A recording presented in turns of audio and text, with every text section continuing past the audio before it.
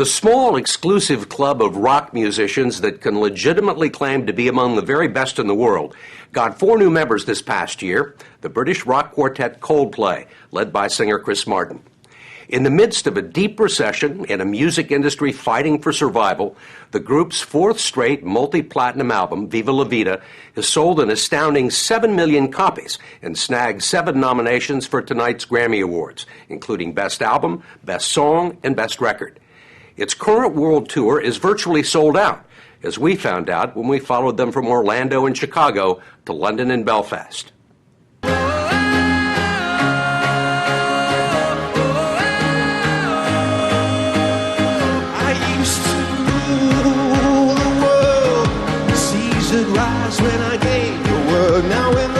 London, just before Christmas. The soaring melodies, the thumping beat of the music, and the quirky charisma of lead singer Chris Martin had the crowd on its feet.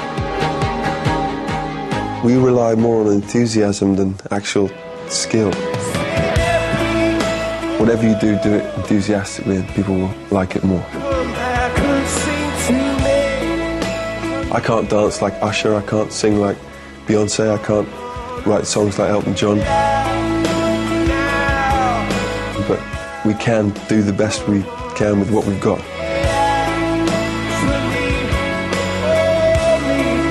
And so that's what we do, we just go for it.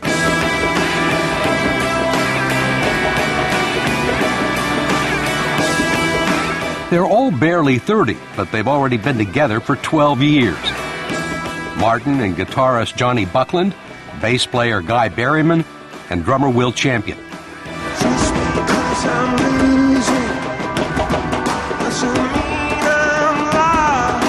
By the time this tour ends, they will have played before 3 million people, but you wouldn't know it from talking to them. When we first met Martin and Buckland at this pub in northwest London, which served as their first office, we found them modest and self-effacing. Look, you guys are one of the biggest groups in the world right now. How did that happen? There's a lot of people asking the same question. All we do is we try really, really hard. The other reason why we're doing well is because you two are still on holiday. So they're back in March. They're back in March, so, you know, as soon as they come back, we drop down the ladder a bit. So we're in our last week of substitute teaching. The band's life still revolves around this neighborhood where they first met. 4 middle-class college boys, all sons of teachers, who shared a love of music and this flat on the Camden Road. As you can see, the decoration is incredible. we formed our band in that room. We wrote most of our songs in that room. Something else happened in that room. Hide my head. They signed a record deal upon graduation, and most of the songs written here ended up on their debut album, which shot to #1 on the British charts. Look at the stars, look how they shine for you, and all the things you do, yeah, they were all yellow. Your very first album, you had a worldwide hit in Yellow.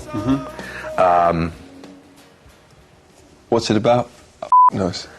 You don't know? I've got no idea. I still think about that every day. I love playing it. I love the tune. I love the chords. I love the balloons that we use live. But I still can't quite work out what it's about.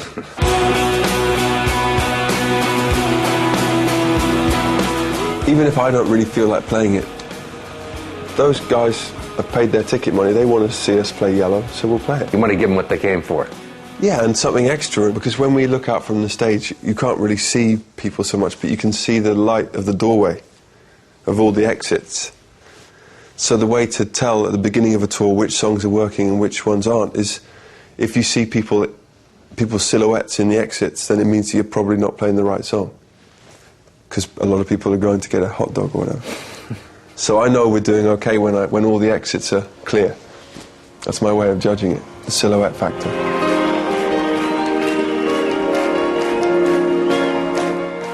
There was certainly no one leaving after the first few notes of Clocks, their Grammy-winning record of the year for 2003, and one of the hits off their second album. Confusion never stops. The closing walls and ticking clocks. all exceptional musicians, their distinctive alternative rock sound has found a huge mainstream audience that spans several generations of fans.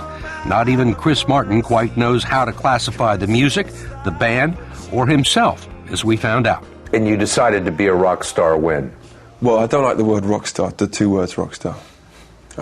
Not even soft rock star, not even limestone star.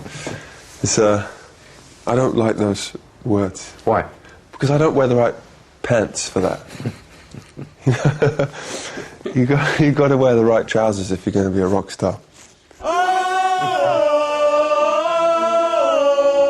You won't catch this band in tight leather pants or snorting drugs off the back of a stripper. The British press often rags on them for being too earnest and boring. They are extremely conscientious, dedicated to their music, and leave a small carbon footprint. They all share equally in the profits, and Will Champion and Guy Berryman are thrilled that Chris Martin gets all the attention. Yeah, I couldn't imagine coming out of my house and there being photographers out there. I wouldn't be able to just walk away from that. It's a blessing to be in this band and to not be the singer. They seem perfectly happy to let you have the spotlight. I know, and it annoys me.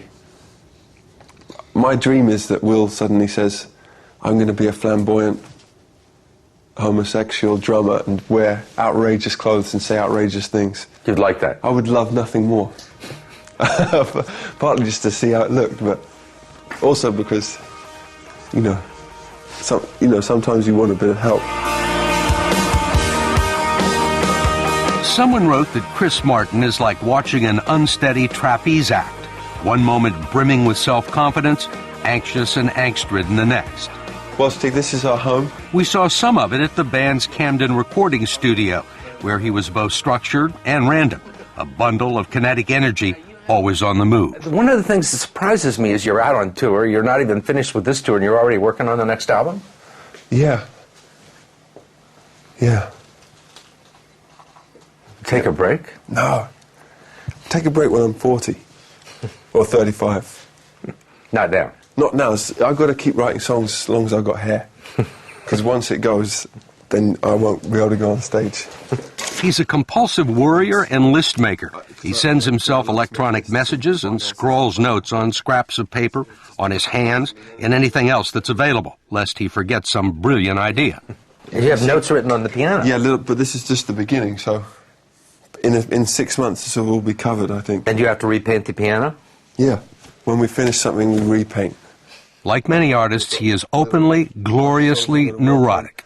Then we have all our rules here. We've got our rules. So you can't have more than 42 minutes. These are just things we have to remind ourselves all the time. The rules are important. See, look at rule number 6. Not many interviews. That's a rule. Always keep mystery. Always keep mystery. I feel like I've shown you my underpants. This is private stuff. With the band in the middle of a tour, most of the new music is being worked on during sound checks before concerts. It's a collaborative effort with Martin and Johnny Buckland leading the way, but everyone has a say. The song Viva La Vida, the one we just did last year, you say, listen man, I got this, and it goes, Hear Jerusalem bells are ringing, Roman cavalry choirs are singing, be my mirror, my soul, la la la. Something like that. I always say something like that. Right, and Johnny says it drives him crazy. If Johnny says he likes it, then I have to show it to Will, which is one of the things I fear most in my life. So this is like the UN Security Council, one veto, and it's like... one veto and it goes on your solo album.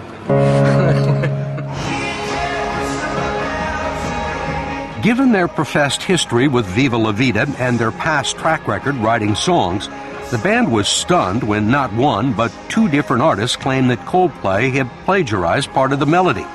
The band says any similarities are a coincidence, and they have refused to settle out of court.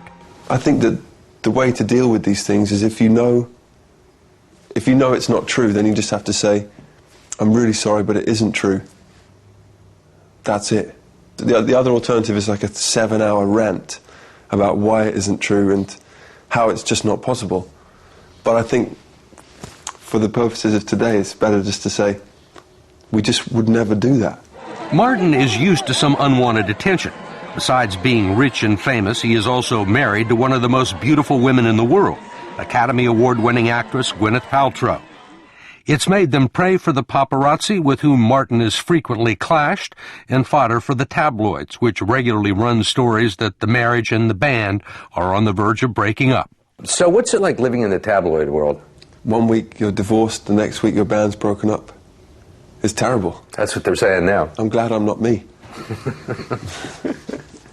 That, by the way, is a Bob Dylan quote, in case you thought I thought of that. Right, and we shouldn't take these articles about the band breaking up and you and your wife breaking up. All I can tell you is, I mean, it's news to me. The couple seemed perfectly happy when we were around at this concert in London, but they don't like cameras present when they're together, refuse to sit for joint interviews, and insist on keeping their careers separate and their private lives private. Your public lives are completely separate. Yeah, it's true. And you did that because... Well, but that's just the way it feels best. Is this the one thing that you hate, talking about the... Well, you can see from my body language that it makes me really uncomfortable. Okay, we'll stop now. This is the bit which, in an outtake, where people storm out. I'm not storming out, Steve. I like you very much. But I don't know how to talk about this stuff, to be honest. I don't know how to deal with it.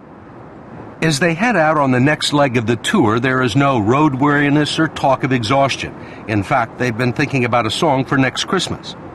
They're all still young enough to find this fun, enthusiastic about what lies ahead, and confident that they're not yet as good as they're going to be. I want to show you this thing. Okay. So it goes, 6 feet of snow and water deep. I wish you'd let your troubles sleep. The lights go on Oxford Street. I wish you'd let your troubles sleep. The goal is to try and make the perfect song, which of course will never happen. Oh, Christmas lights keep shining.